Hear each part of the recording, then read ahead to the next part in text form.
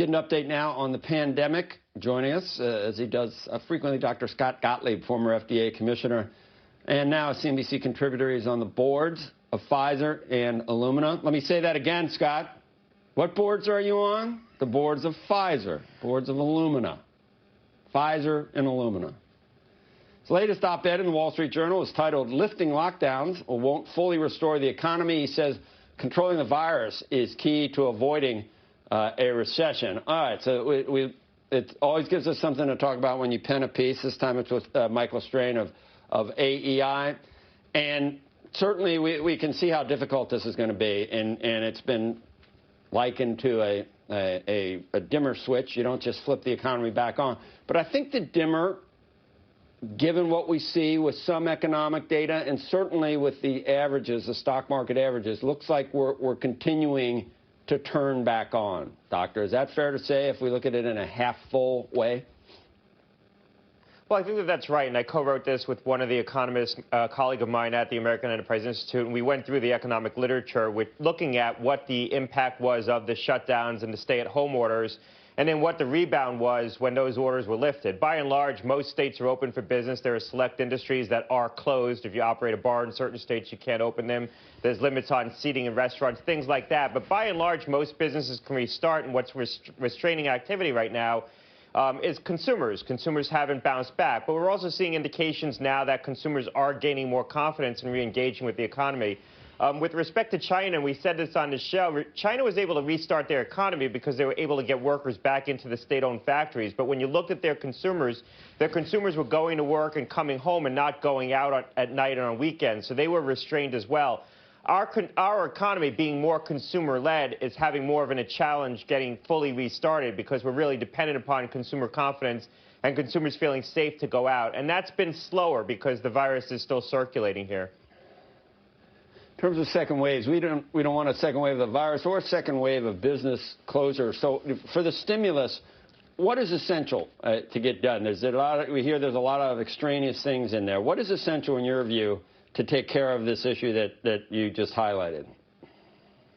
Well, I think we need to remember that there are certain industries that just aren't going to bounce back. A lot of hospitality industries, restaurants, things like that, small businesses, bars, aren't just going to bounce back. The consumers are still going to stay away from these businesses. And the infection is likely to continue to spread even if we get control of it. And so I think as you go into the fall and the winter, you're just going to see depressed activity in certain sectors of the economy, particularly the hospitality sectors, which are a big part of this economy. Retail as well, going back into malls. And I think we need to focus on how we support those businesses through what's likely to be a difficult fall and winter, even if we don't see a true second wave. If we just continue to see a slow smolder of infections, you know, even if you get back 60, 70, even 80% of consumers, if you don't get back the last 20%, and that's what the economic literature is showing right now, if you still have a hole in the economy of 6% or 5% of the consumer activity, it just doesn't come back, that's a pretty big hole, and it's going to be hard to see a full rebound. So you want to have support there to carry the economy through that challenge. We've talked about immunity a few times, and it's not totally understood. When you say antibodies for 3 months, does that mean you only have immunity for 3 months, or do you still have circulating cells that if your body saw the virus again, the cells are there to make new neutralizing antibodies without having the same severity of the disease? Can we hope for that, Doctor? Well, the incremental news around immunity has actually been quite encouraging. What CDC said about the 3 months isn't that you only have immunity for 3 months. What they said is you absolutely have immunity for 3 months. What they found was that within a 3-month window, and they really only studied a 3-month window because the infection hasn't been around that long, but what they found was people couldn't get reinfected within 3 months. And they, in fact, updated their guidance saying that if you've been exposed to the infection within 3 months of having the infection, you don't need to self-quarantine because you can't get reinfected. And there was another study as well that showed that people who previously had the infection didn't get reinfected, a very elegant study of an outbreak on a boat. We also now know that there's some T-cell immunity, and that's likely to be more enduring, some memory B cells and T cells, that even if you don't have circulating antibodies, you're going to have other immune cells that will become reactivated. And there's a lot of speculation around cross-reactive T cells that people have that seem to cross-react with SARS-CoV-2, with this coronavirus, that are the result of other coronavirus infections that seem to have cross-reactivity. We don't know if those confer immunity. They seem to be reactive. That doesn't mean that they confer immunity, but they might lower disease severity. They wouldn't prevent you from getting infected in all likelihood, but they might lower the severity of symptoms if, in fact, you do get infected. So the picture around immunity is actually quite encouraging, and what we're seeing is this coronavirus behaves like other coronaviruses in that you do develop a period of immunity that you're not going to get reinfected, and then hopefully those immune cells last long enough that if you do get reinfected in the future, you're not going to have as bad of an outcome. Hey, Dr. Gottlieb, it's Scott. It's good to see you again this morning. Can you discuss the significance of that new saliva test that was approved by the FDA? Well, I think it's highly significant. This is a test that is a saliva sample, so you don't need a nasopharyngeal sample. It's also been cross-validated on just about every popular platform for doing testing. And it also doesn't require a complex step to do RNA extraction, basically to get the RNA out of the sample. So it's easy to use. It's unlikely to be in limited supply because of shortages in the testing supply chain. It's sort of orthogonal to the testing supply chain.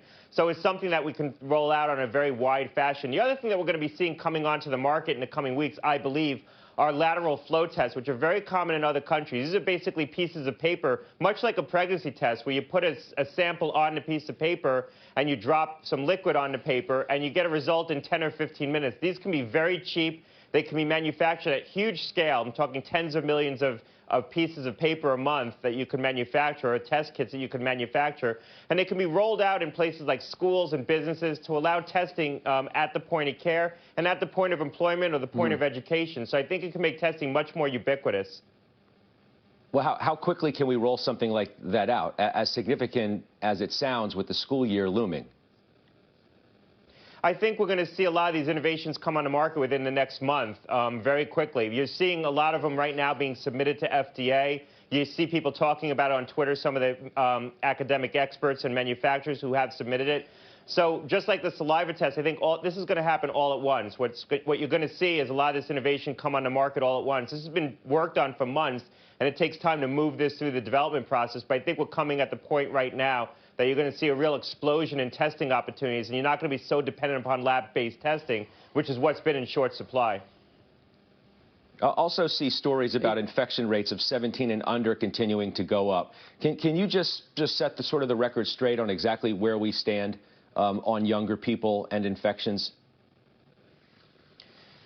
Well, there's a view that younger people are less likely to get infected, and we certainly know they're less likely to get symptomatic. But we don't know for sure whether or not they're just less likely to get symptomatic or they're not getting infected at the same rates as well. And then there's questions about whether they have the same propensity to spread the infection.